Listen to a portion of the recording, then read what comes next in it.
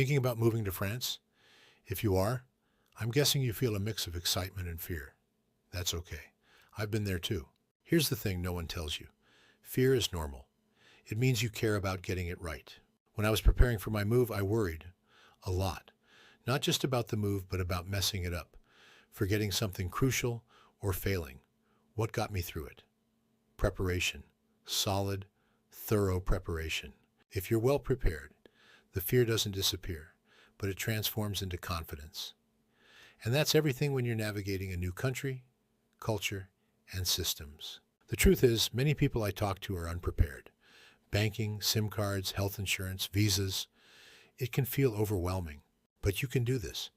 I did it myself, spending 6 months preparing, full-time, and now I'm here to help. My course guides you step by step, not just with a checklist, but with a plan, a strategy, and reassurance. You won't do this alone. Moving to France is a big leap, but with the right preparation, it can be the best decision of your life. Your French adventure is waiting. Click the link in my bio to learn more and schedule your free call today.